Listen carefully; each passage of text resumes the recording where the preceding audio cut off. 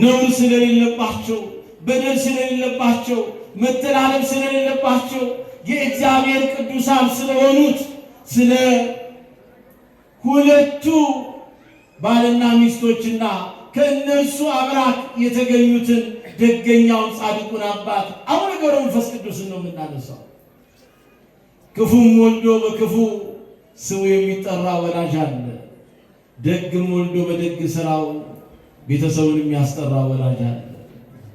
ዛሬ ስምዖንና ቅሌስያ በእግዚአብሔር ቤት ሲኖሩ እግዚአብሔርን በመፍራት ሕይወቱ ሲኖሩ ለእግዚአብሔር የሚመች ማንነት ይዘው ጠባለ ኪዳን መሸለ ቁርባን ከቤተ መቅደሱ ሳይለዩ ነገር ግን በትዳር ሕይወት ውስጥ በጎ የሆነውንና የትዳሩ አንዱ መገለጫ የሆነውን ደግሞም ከትዳሩ መሰረታዊ ዓላማ የትዳር አንዱና ዋናው የሆነውን የዘር ፍሬ መተካት ነውና ትዳር ሶስት መሰረታዊ ዓላማ አለው።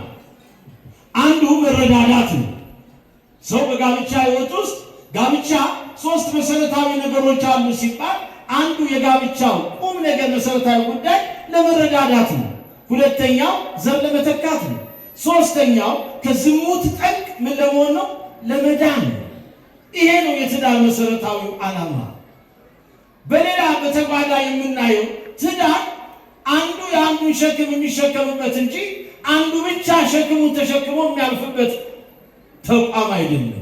ያ ለአንዱ ብቻ የሚሰጥ ሸክም ካለ ትዳሩ ምን ይሆናል? ይናጋል፣ ይፈርሳል። አያችሁ፣ በስምዖንና በቅሌስያ ሕይወት ውስጥ ይሄ መታመን ነበረ። በእግዚአብሔር ትዳራቸውን ለእግዚአብሔር ሰጥተዋል። እግዚአብሔርን ተስፋ አድርገው ይኖራሉ። በጊዜው ጊዜ እግዚአብሔር እንደሚጎበኛቸው አምነዋል።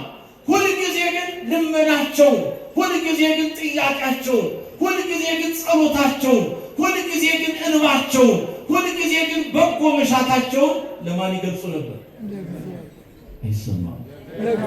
አንድ ላይ ወገኖቼ፣ እኛ እኮ የተቸገርነው ነገሮቻችንን ሁሉ መልስ ለማይሰጡን ሰዎች እያወራን እኮ ነው። ጥያቄያችን እኮ እንዲሁ የሚቀረው መልስ ለማይሰጡን ሰዎች። እምናለቅሰው ማፊት ይሁን፣ እምናነባው ማፊት ይሁን፣ ችግሮቻችንን ሁሉ መግለጽ ያለብን ለማን ነው? ያልተፈታ እንቆቅልሽ እኮ የተሸከምን ሰዎች ነን። ያልተመለሰ ጥያቄ በህሊናችን ውስጥ እኮ የሚመላለስብን ሰዎች ነን። ያልታበሰ እንባብ ከዓይኖቻችን እየፈሰሱ ያሉ ሰዎች ነን። ቀና ብለን እንድንራመድ የማያደርገን የመከራ ቀንበር የበዛብን ቀንበራችን ያጎበጠን የሰበረን ሰዎች ነን። ይሄን ቀንበር የሚሰብር ይሄን እንባ የሚያብስ ይሄን ሸክም የሚያቀል ይሄን ቋጠሮ የሚፈታ ይሄን ጥያቄ የሚመልስ ይሄን እንቆቅልሽ የሚፈታ የገብረ መንፈስ ቅዱስ አምላክ ፊት መጥተናል። አናፍርም፣ እናምነዋለን። አንተን ተስፋ ያደረጉ አያፍሩም፣ በከንቱ የሚገበዙ ግን ያፍራሉ ተብሏልና አናፍርም በአቡ አምላክ፣ አናፍርም በገብረ መንፈስ ቅዱስ አምላክ እናምናለን። እግዚአብሔር ስምዖንና ቅሌስያ በትዳር ሕይወታቸው ውስጥ የትዳር አንዱ መሰረታዊ ነገር ፍሬ አጥተው ይኖሩ ነበር። ልጅ አጥተው ይኖሩ ነበር። የሚደንቀው ልጅ ያጡበት የትዳር ዘመን ደግሞ የአንድ ሰው ዕድሜ ያክላል። 30 ዓመት። ስንት ዓመት አልኳችሁ? ከባድ ነው።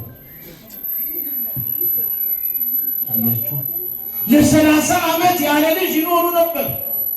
ግን 30 ዓመት ልጅም ባይኖራቸው ትዳራቸው ግን የከበረ ነበር። ትዳራቸው እግዚአብሔር የሚገለጥበት ነበር። በትዳር ሕይወታቸው ውስጥ እግዚአብሔር ይዘውታል። ዛሬ በዚህ ምክንያት ትዳራቸውን የፈቱ ስንት አሉ። መውለድ አትችልም፣ መውለድ አይችልም ብላችሁ እርስ በርስ በትዳር ሕይወት ውስጥ ወይ የባል ቤተሰብ ወይ የሚስት ቤተሰብ ገብታችሁ ትዳር ያፋታችሁ ወየው ለእናንተ። እግዚአብሔር የማይወደውን ስራ ሰርታችኋልና ይሄ ንስሐ የሚያስፈልገው ጉዳይ ነው። የወድን ፍሬ የሚያዘጋጅ ማን ነው? አይሰማም? የወድን ፍሬ የሚያዘጋጅ ማን ነው? ልጆች የማስጦታዎች ናቸው። ናሁ ጸጋሁ ለእግዚአብሔር ውሉድ እሴተ ፍሬሃ ለከርስ ያለ መዝሙረኛው ልበ አምላክ ቅዱስ ዳዊት። በዳዊት መዝሙር 127 ልጆች የእግዚአብሔር ስጦታዎች ናቸው፣ የሆድን ፍሬ የሚያዘጋጅ እግዚአብሔር ነው ይላል። ስሙ ይክበር ይመስገን እግዚአብሔር ነው። በትዳር ሕይወት ውስጥ ያላችሁ ወገኖቼ ልጅ ስለሌለ ብቻ እንጂ ለምን እንዴት ሆነ ብላችሁ አንተ ባል ሚስትህን እንዳትነዘንዛት፣ ከሚስትህ ጋር ሌላ ተግዳሮት ውስጥ እንዳትገባ፣